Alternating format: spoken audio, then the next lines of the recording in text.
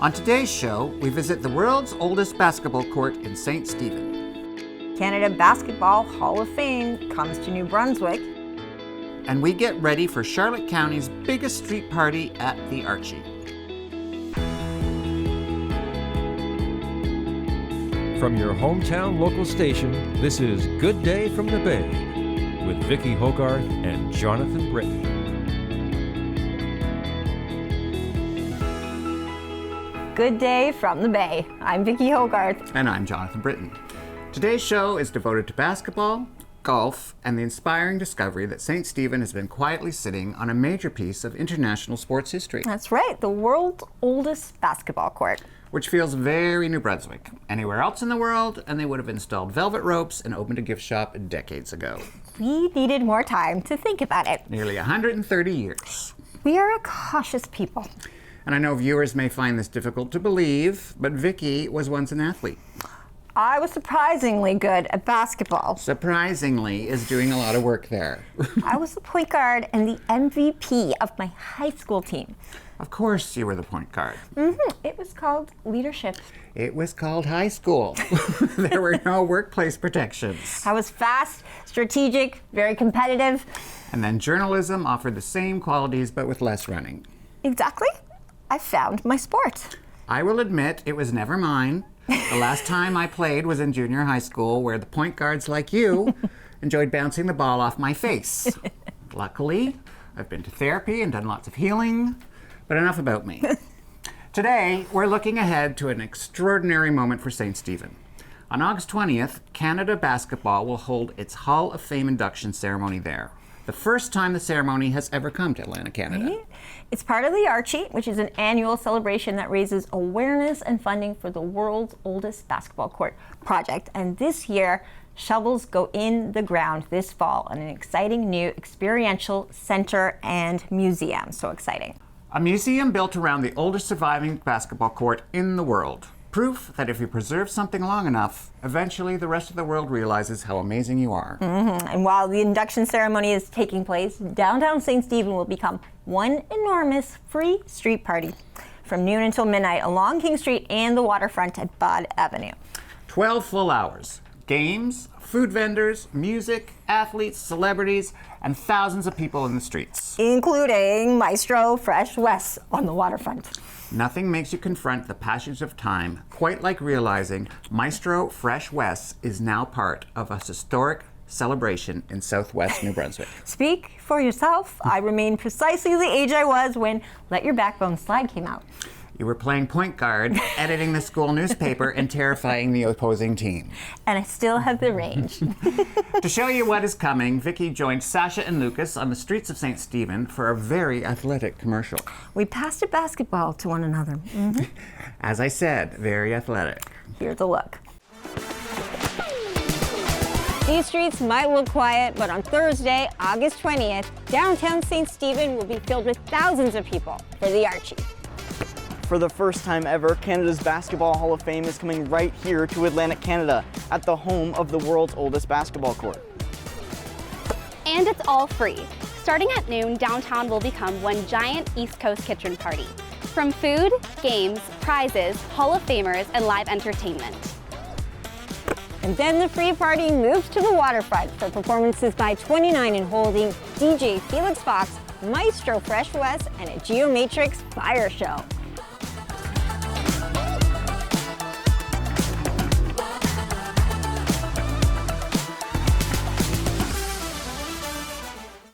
Well, Vicki, I thought your ball work was almost convincing.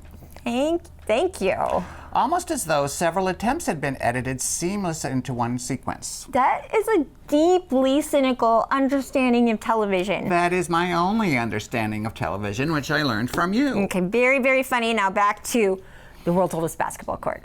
The Archie celebrations begins with the extraordinary building at the heart of it all. This is the basketball court in St. Stephen, which dates back to the earliest years of the game, and it survives largely because generations of people recognized that that room mattered.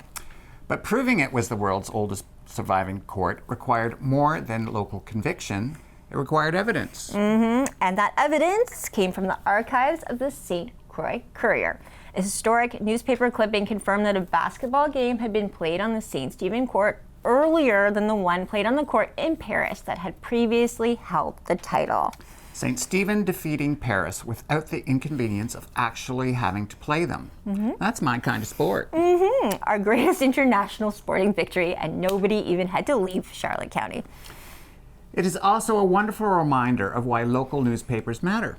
A small report, preserved for generations, ultimately established the place of this building in global sports history. We recently visited the court, and we spoke with David Ganong and Richard Fulton about its history, its rediscovery, and the remarkable community effort to preserve it.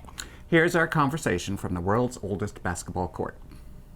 I'm sitting here at the world's oldest basketball court in St. Stephen with Richard Fulton and David Ganong from the Board of Directors. Thank you both for sitting down with me here today on site. It's exciting to be here in the presence of history. We're happy to have you here, and we're happy to have anyone that wants to come to visit. Well, I know that there are big plans, which I'm sure anyone can see the design of behind me right now for what this center will turn into.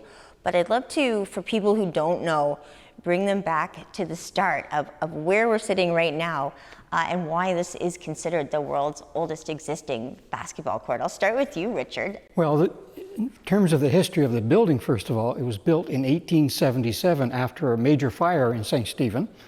And then it has had numerous tenants over its time, a lot of history in the building. The YMCA were probably here from around 1892 to 1897, in that period somewhere. But the history of the game of basketball, YMCA asked Dr. James Naismith, who was in Springfield, Mass., to create a game for the YMCA men to play during the winter, which he did in 1891. He trained a team of men players and sent them around the world, one of which came here, Lyman Archibald from Truro, Nova Scotia. So double Canadian links there, sent to St. Stephen to be the executive director of the YMCA. And he led a game here, with record from the St. Croix Courier, in October of 1893, 2 years after the game was created, and then led by one of the first team members of basketball ever. Subsequently to that, the YMCA left here before the turn of the century, so the building through a number of iterations and tenants, as we said. And then in 2010, there was a fairly major fire started on the first floor, outdoors probably, nearly lost the building. And in the subsequent evaluation, people lifted up the carpet on this very floor to say, what's that hardwood floor all about? A lot of research later was determined that the correct claim is that this is the oldest existing basketball court in the world. There were a couple of games played elsewhere, but those courts have since disappeared. And Paris, before this, was believed to be home to Paris, France, the world's oldest basketball court existing. Prior to, was the Courier that pulled up the record of the dates. Is that correct? Yes, and the Paris claim was a game in December of 1893. So we had a game here about 6 weeks earlier. It's not a competition, but we won. What do you think that means for Canadians, especially as we see the sport of basketball become even more popular right here in hockey land, dare I say? What do you think knowing that connection to St. Stephen in particular, David, does for Canada in basketball, knowing that it has such a strong early start in our country? Well, St. Stephen's always been a strong basketball community. Particularly girls basketball, where they were the champions through the province quite a while. So I think there's a very strong basketball history here in the community, which also supports what we're doing. But basketball itself is a growing sport, and one of the beauties of it is, you don't need a lot of money to play basketball. You need a hoop and you need a ball, and so it's a sport that helps a wide range of individuals. So I think the location we have here, in addition to St. Stephen being a basketball town, is right next to New England. And New England is a big, big basketball part of the world. So we believe that once this project is concluded, it's going to be really a wonderful place for St. Stephen for people to come and enjoy it. I think it's important to understand too that it is not a museum. A piece of it will be like a museum. It will, yes, because the oldest court is here and that's important. But it's only 1/3 of what it's all about. The other piece is an interactive basketball facility so that people can come and learn about basketball, try some things, see how tall people are and all those kinds of things. And that because of the way in which it's designed, it was interactive too. So that people will come now, but they can come back later and it's going to be different than what it is. And the third component of that is the Basketball Hall of Fame. And we will have a node of the Basketball Hall of Fame. We believe the first part of the Basketball Hall of Fame in this iteration will be here in our building, just on the other side of that wall in the new construction that we're going to do. Wow, and David, those plans are getting in place this fall. We're excited to see you develop what will be the experiential center that people can see behind me right here. Tell us a little bit about the timeline for the experiential world's oldest basketball court center right here in St. Stephen. Well, I think the real key is the raising of the funds.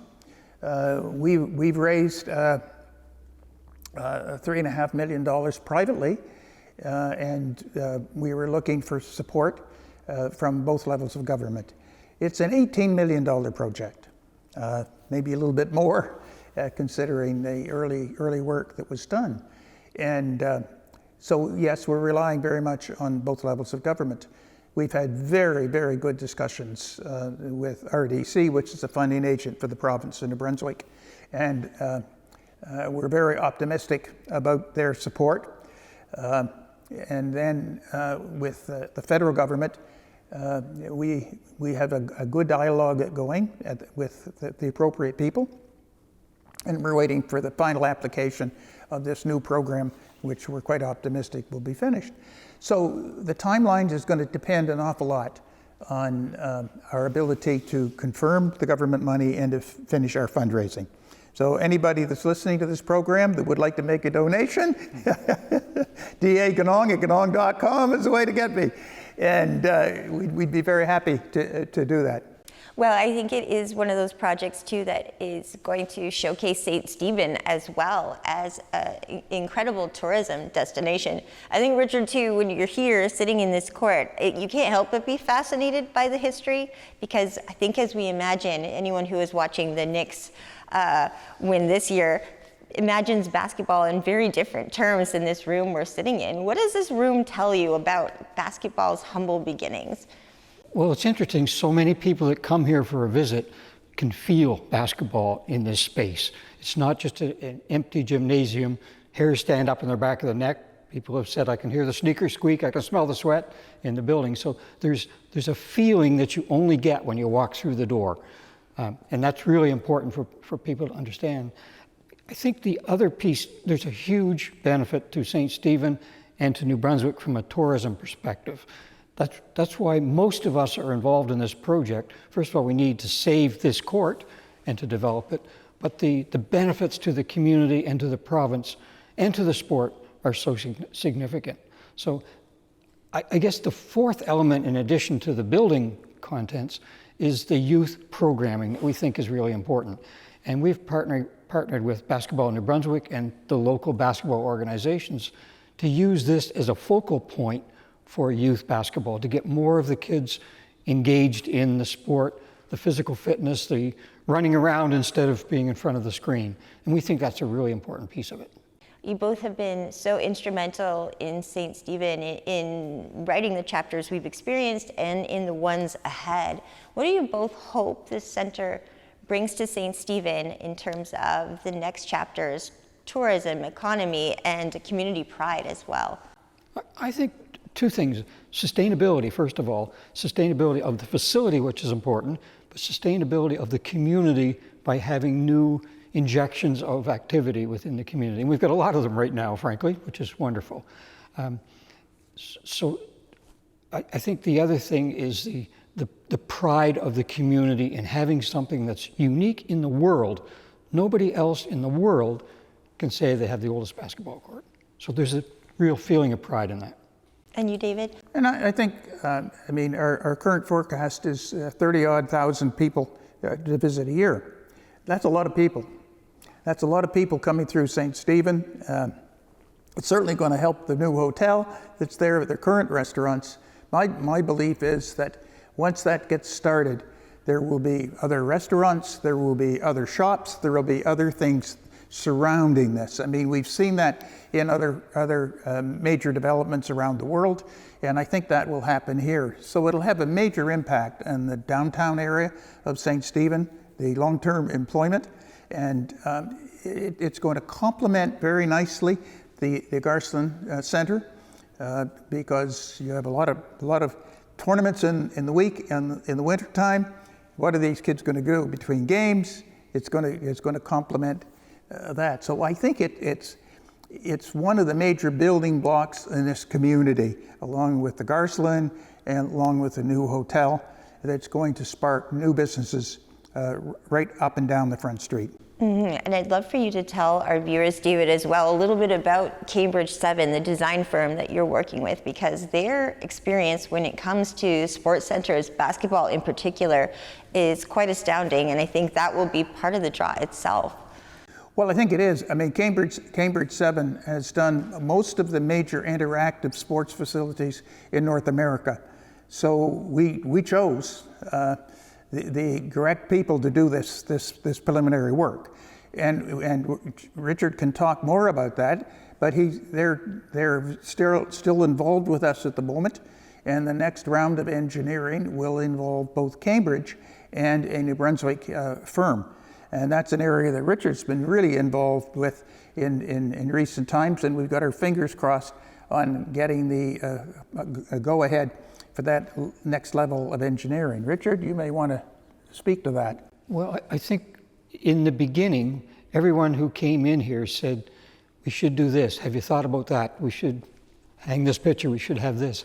And we captured all of those ideas. There were probably 100 of them.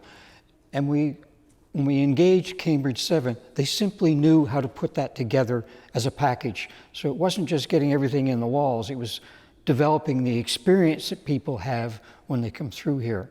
So we continue to engage them throughout the process to execute that dream, that vision. So really important to have the best people involved in what we want to build, because it needs to be world class, and it will be world class. I'm sitting down next with David Purcell and Tom Liston to talk about this year's Archie, as well as a Basketball Hall of Fame induction ceremony coming right here to St. Stephen. As you look ahead to this year's events, what are you most excited for as we close out our portion of the interview? I think I'm most excited about engaging thousands of people in the project, coming here and seeing it, and understanding the impact that it can have on this community and on the province of New Brunswick. And I think what we're endeavoring to do is to put a very impressive show on for the folks in Canada, in central Canada, that are coming down, for the honorees that are going to be here, to show them both what St. Stephen can do, what Atlantic Canada is all about, and to leave a lasting image as to our hospitality and what the future of this facility really does. And I think, as Richard pointed out, we're looking for several thousand people to come on that day, closing streaks and having all kinds of entertainment, etc. is going to be very special for St. Stephen and for New Brunswick. My understanding is the Premier's coming for that day too. So that speaks very highly for the project and for what's taking place. So I think it's going to leave its mark on St. Stephen for a long period of time, and maybe even seeds something that will happen on an annual basis. We'll have to wait and see to tie in with the Archie. Thank you both for your time today. Thank you for all you continue to do for history, for the sport of basketball, but especially for shining a light on our region. It means so much to so many of us. Thank you.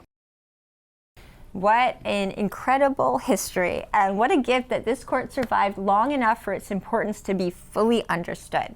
Also, I would like the record to show that the Courier defeated the Paris Gazette, or whatever their version of the Courier is called. That's right, we'll have commemorative t-shirts made, but after the break, we'll look at how the Archie is taking that history and turning it into a major celebration for the future with the National Hall of Fame ceremony, a Freetown Town Street Party, and because no respectable sports weekend is complete without one, a golf tournament.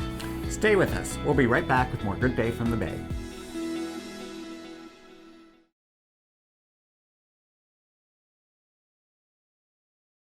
Welcome back to our special edition of Good Day from the Bay, celebrating the world's oldest basketball court and the Archie. On August 20th, some of the biggest names in Canadian basketball will come to St. Stephen as Canada Basketball holds its Hall of Fame induction ceremony in Atlantic Canada for the very first time. And while the official ceremony is taking place, the community will be celebrating outside with a free street party running from noon until midnight along King Street and the waterfront at Bud Avenue. Which raises the obvious question. If the street party is free and the Hall of Famers are inside, how elaborate a distraction will be required to get Vicki through the door? Oh, very funny. I was an MVP. Of your high school. Okay, it should at least get me near the appetizers.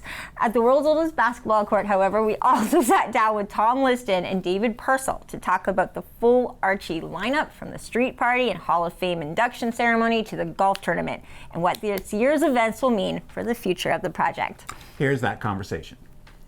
I'm now sitting down with David Purcell and Tom Liston from the world's oldest basketball court to get an overview of everything to expect at this year's Archie, as well as the first ever St. Stephen-based Hall of Fame induction ceremony. This is so exciting. I don't even know where to start, but let's start with the fact that the Basketball Hall of Fame induction ceremony is coming to St. Stephen, New Brunswick in 2026.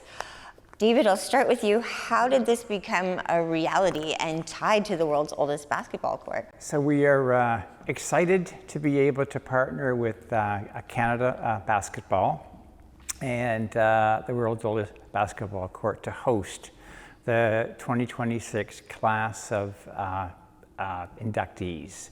So the event is on Thursday, August the 20th. And in addition to just the induction ceremony, we wanted to make it a spectacular event, especially for the town of St. Stephen, to celebrate the inductees. They are really the stars of the day. So when we talked about what we could do and showcasing the hospitality of St. Stephen, the Maritimes, we wanted to take it one step beyond just the regular dinner and induction ceremony. So what we planned is a professional event. We went out to a team of people, JSM Sports and Entertainment, partnered with them to produce a complete day event that would be associated with the Archie weekend. So it's kind of the tip-off of the Archie weekend. And in addition to the induction dinner and the ceremony in the afternoon, we will close down King Street here in St. Stephen for a basketball block party focused on the youth, bringing in thousands of people. And really, showcasing basketball. There'll be, prizes and 3-on-3, tournaments. The world's oldest basketball building is open, of course, for tours. We'll then transition into the dinner. And then after the dinner, we wanted to, again, showcase the hospitality. So there's going to be a maritime kitchen after party on the waterfront here in St. Stephen. Which will have a fire show and all of the pieces associated with an actual true after party.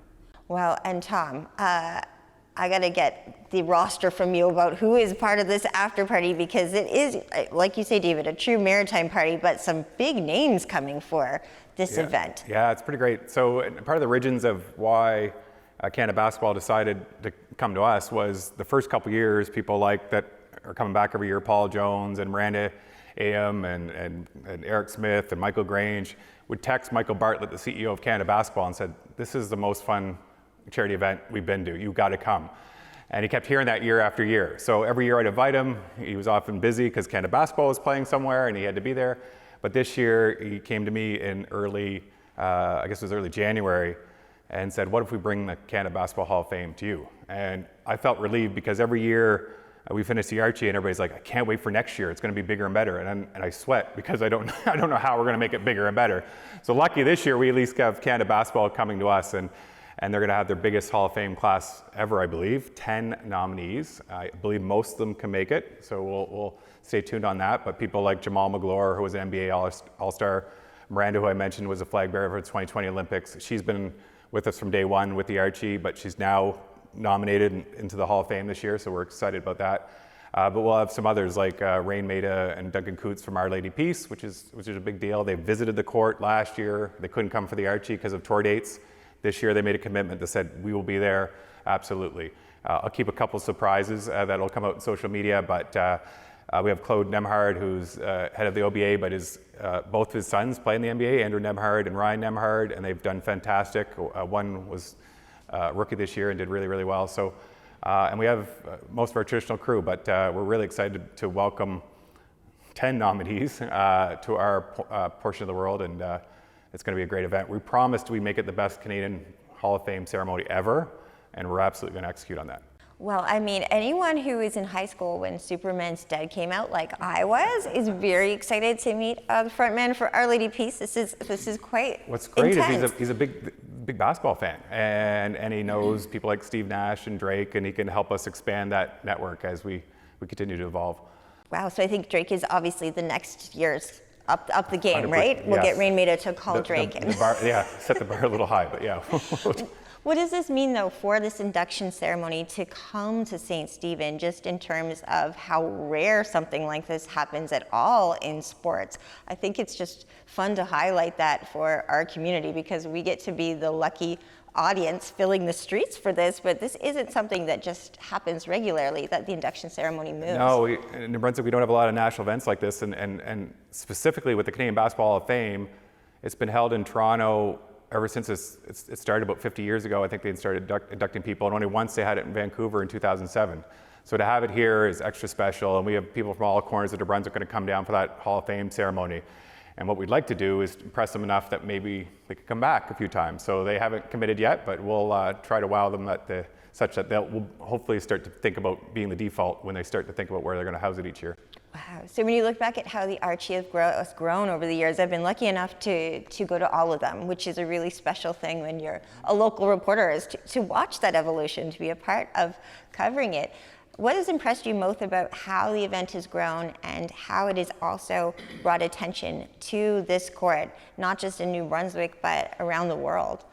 Well, the Archie, this is the 5th year, and in past years it was focused on the golf, right, and then the sponsorships and this and that, and then we have the 3-on-3 youth basketball tournament here in St. Stephen. And each year, you know, as Tom had said, you know, the people who come, they say, well, we want to come back again next year. I think, you know, we've done a great job at showcasing that maritime hospitality, right? Making them feel comfortable, putting on really great events that they become, have a personal connection to. And that's the key, right?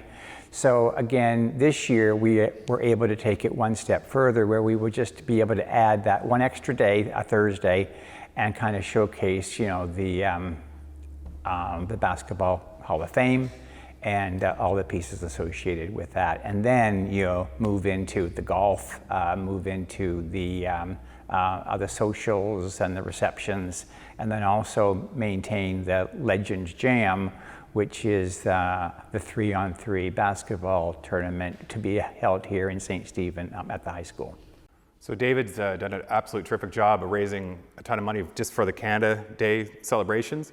And what we've always wanted to do with the Archie is make it as much accessible in the community, as low cost or free as possible. So this year we'll look to have thousands of people coming to the street. Thanks to a lot of the fundraising we did, we can activate a lot of great activities.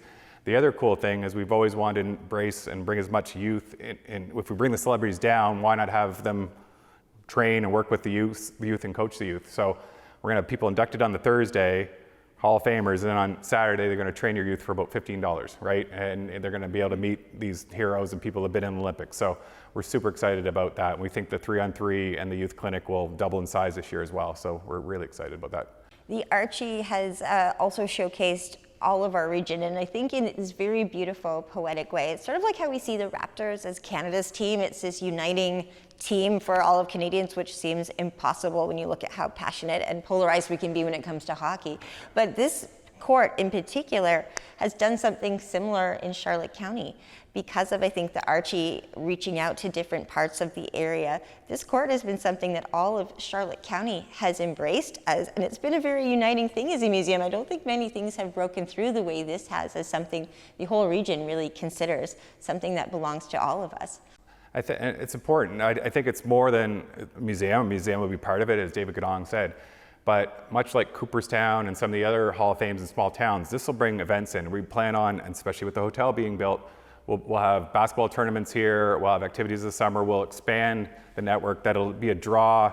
We can draw from all over Canada. And actually, we've had people come from San Antonio, Texas to the Archie, right? That were ex-NBA championships. So if you can draw those people to Charlotte County, we can have a lot of economic activity, much more than an average museum would be. So we think we're going to be a bit of a mecca for basketball in the area. Basketball has always been very popular here, right? You know, New Brunswick and Charlotte County, and then to our neighbors to the south in the New England states as well. You know, they're very focused on basketball in that part of the world, you know, as well. So we are, you know, reaching out there and getting, you know, a lot of those people here, you know, as well to, you know, showcase basketball. I should point that out too, David, and that's a really beautiful point, is that we are also a border town. So while this is important to our region, one thing I think our Washington County and Charlotte County have really shown the world at this point in our history that, you know, there are these beautiful international relationships that still exist regardless of what news you watch at nighttime. That's correct. You know, and they've been partners for a very long time, especially here, you know, growing up here, you know, across the river in Calais, Maine. You know, I played basketball there, you know, as well. So there is a very strong partnership between the communities, you know. So, you know, it just is you know, a really great feeling to be able to showcase basketball not only here in New Brunswick, but also in Maine, New Hampshire, Massachusetts, all of the way down, right, which is basketball country as well. The first international game was Calais and St. Stephen on this court. I was going to say, I think that the Courier article that established this as the world's oldest court in the paper of record was a game, an international game. Yeah, Calais and St. Stephen on this court. I don't know what the score was. It was probably 4-2 or something. It was not high scoring back then. I didn't play in that game. Well, I mean, I think that speaks volumes to everything that we're talking about. Also the memories that all of us who've been at the Archie over the years have had a chance to keep with us for a lifetime. I have to ask you what some of your favorite memories are. If I look back at the things I've experienced at the Archie, Kurt Peacock getting a hole-in-one and winning a car was, I mean, I think that's in my top 3 for sure. I'd be talking with Paul Jones, or just, you know, looking out at the Bay of Fundy while you're with all these incredible people is just astounding that this has been tied to this whole project. What are some of your favorite memories that you've had so far? You know, I think year after year, they call it the family, the Archie family. Like the celebrities come down and they interact with people throughout the year. And I said, listen, your only job is to just enjoy it and have fun, but they, you know, spend the night talking to everyone they can. Often give them their cell phone numbers, so when they go to Toronto, we've probably had in the 20s of people that have visited Toronto from Charlotte County that Paul Jones or Eric Smith or Jack Armstrong has taken to the floor, met some players, taken their picture, that type of thing. So it's a really tight-knit community, and that's what I'm probably most proud of. And what about you, David? I think it's the family. You know, as Tom had said, you know, those names, you know, mentioned, right? They are the folks that have come back year over year, right? And I think it speaks volume, right, to, you know, their commitment and ours as well, you know, to, you know, showcase the community, to showcase the family spirit, you know, as Tom mentioned. You know, I think that's really, you know, what, you know, resonates, you know, with me, you know, mostly. You know, yes, you know, all the events and this, but it's the spirit. One thing early on, we were concerned that, you know, can we get enough attention in a small town for this national project? And early on, we were lucky enough to be the front page of the Globe and Mail and have this big spread. But more importantly, people are coming from Saskatoon and all over Canada to come to this event to support us, and they love that it's here. They think it might have got lost a bit in Toronto, and they love it's in a small town and all that rich history that exists here. So that's why they support it, and it's been really just heartwarming.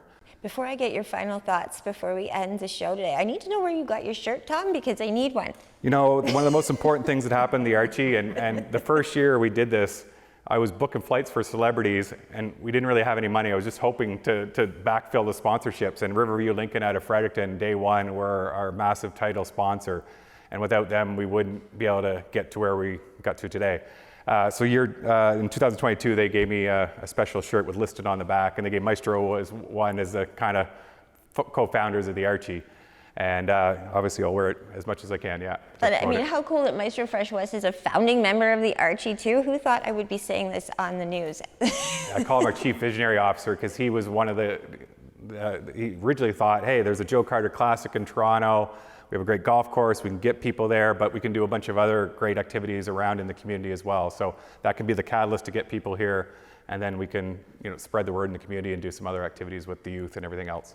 And that's He's been great. For any, I guess, volunteers, donors, sponsors, they can go to World's Oldest Basketball Court, the website, to see how they could get involved. Yes, get in touch with one of us because we will need a lot of volunteers the day of, because we'll have thousands of people trying to find parking and everything else during that day, so we'll need a ton of volunteers for that. So please reach out to any of us.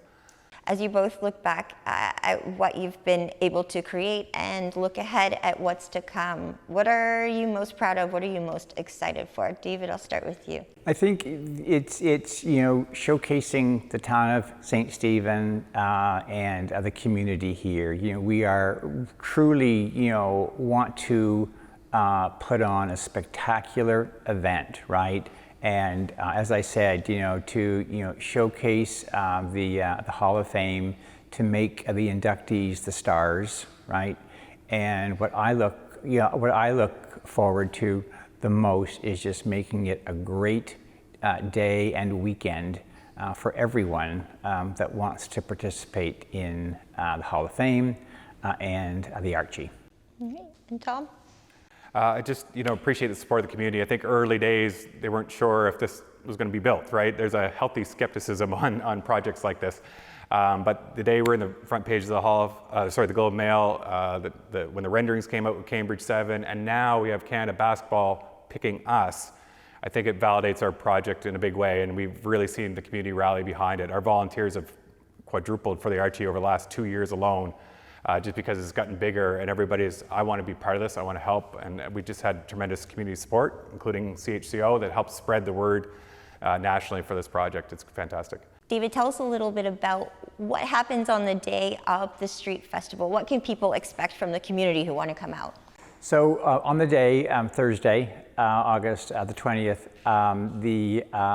the events are the basketball block party, which is a free event for families, youth, lots of activities around 3-on-3 basketball, hoops, being able to shoot hoops, you know, with celebrities.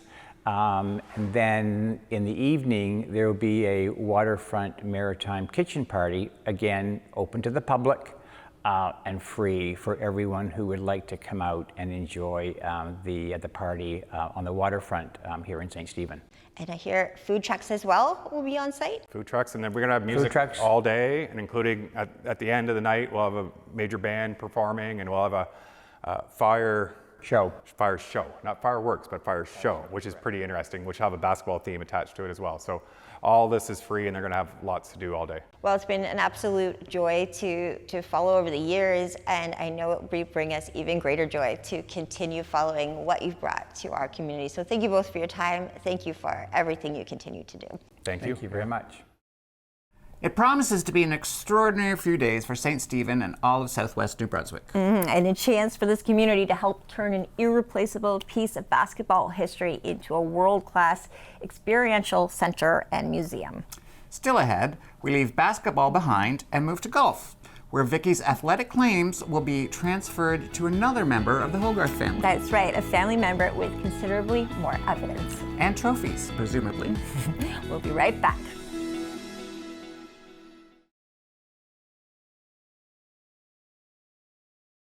Welcome back to Good Day from the Bay. The Archie Golf Tournament will be played at the beautiful Algonquin Golf Course in St. Andrews, where some participants will arrive with years of experience. And others will arrive dressed beautifully, speak confidently about the greens, and hope nobody asks them to demonstrate anything. Well, fortunately, we have brought in someone who actually knows what he is doing. My dad, Bob Hogarth. Bob served as the head professional at the Royal Montreal Golf Club for more than 2 decades and is a longtime member of the PGA and also played in the Canadian Open. He has serious bragging rights, and he's now Good Day from the Bay's new golf expert. He'll be traveling throughout southwest New Brunswick, sharing practical tips while showcasing some of the finest golf courses in our region. This is very exciting for us. Less so for Bob, who has spent decades building a distinguished professional reputation and now has agreed to work with his daughter. His most difficult course yet. And for his first lesson, Dad is at the Algonquin Golf Course, the same golf course where the Archie Golf Tournament will be played, to explain the basics of golf, from the stance to the grip. Here he is. You know, a lesson that changed my life at a very young age, 12 or 13, was by a gentleman by the name of Bill Court, who was the head pro at Royal Colwood in Victoria, and I was lucky enough to be a member there. And I was having a great deal of time with slicing the ball. So my dad said the best thing for us to do would be to go and take a lesson from Mr. Court, which I did. And so we got up on the lesson tee, and even at age 12 or 13, he called me Hoagie, which I sort of liked. And so we started off with the lesson, and to make this a short story, from slicing the first maybe 5 or 6 shots, he turned me into a person that could hit the ball the other way. In other words, a shot that went, for a right-handed player, went from right to left. And his parting remark for me after hitting quite a few of those, he said, "Hoagie, I want you to stay on this range tonight until you hit every one with a hook." So I stayed on the range and I hit every one with a hook. And from that time onward, I never really sliced the ball at any real time or any length of time anyway. So that changed my golf life. I turned into a pretty long hitter at an early age, maybe not the straightest, but that certainly helped. So thank you, Mr. Court. It was a great lesson. The common slice, which is a swing path that's, for the right-handed player, a swing path that is moving to the left. And your club face is open to that swing path, which then creates a slicing motion. If the head of the club was square with the path, then the ball would just go straight left. But the more it's open, the more it slices. So that's what I was afflicted with in my golf swing. And Mr. Court changed it. He just flip-flopped the whole thing. So I then, at the end of that lesson, I was swinging the club from inside of the target line to outside, or crossing the target line, and my club face was maybe 2 or 3 degrees closed to that path. And there, if you do that, then you always hit a draw, or you always hit a hook. So that was the turning point in my golf life. Okay, in reference to the lesson that I got from Bill Court when I was 12 or 13. And he was curing my slice and turning me into a hooker of the golf ball. This is basically what my swing looked like when I got there that day. So from my address position, I took the club up to the top of the swing and then rotated my shoulders on a flat plane, you might say. And the club came outside the target line and then down and across the target line with my weight staying back on the back foot, like so. Now, when he finished the lesson, I was swinging more like this. So I got the club up to the top of the swing. I brought the club down on the inside by shifting my weight slightly, and the club is moving from in to the target line and then across the target line in a slightly in to out pattern. And that in to out pattern will cause the ball to curve whatever number of degrees, in number of degrees that you want. So that was a pretty simple lesson, and it's something that everybody can learn to do. Whether you're a seasoned golfer or just beginning the game, I think it's very important that we touch base on the basics. So having a good grip is very important. So there's 3 grips that are out there. You have what they call an overlapping grip, which the bottom hand, the baby finger, sits in between your index finger and your middle finger of your top hand. And then the other grip, which is called an interlock, that's exactly what the 2 baby fingers do. They interlock together. Those 2 grips are widely used on all of the tours out there, whether they're the girls or the guys. And the last grip is the one that I recommend for most people that are just starting the game because it's so simple. And it's called the full finger grip or the 10-finger grip. It used to be called the baseball grip, but the baseball grip is quite different. Baseball grip is like this. So you have 10 fingers on the club, and if you start with either one of those grips, it makes the game just a little bit easier. Now, the next most important thing is to have a width of stance with any club that you're going to swing that's going to give you good stability. You don't want to have a narrow stance and making a big swing with your driver and getting out of balance. So take a wide enough stance. I prefer a slightly wider stance over a narrow stance. And from there, then we work on posture.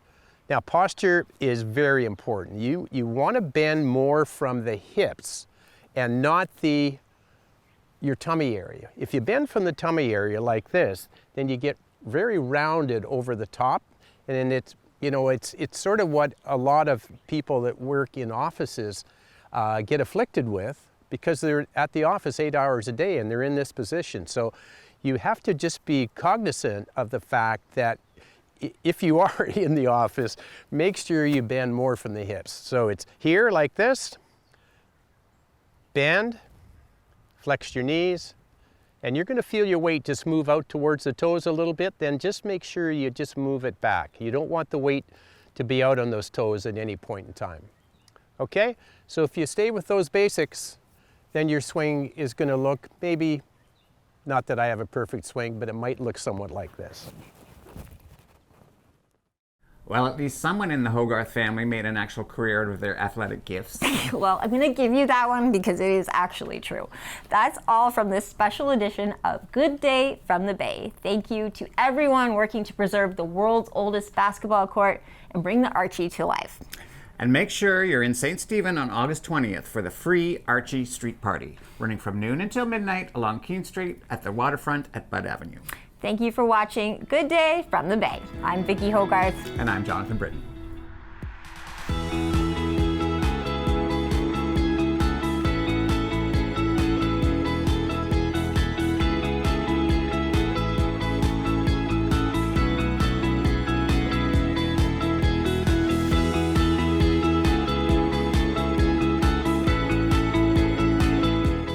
Good Day from the Bay is produced through the facilities of CHCO Television with support from people in our region.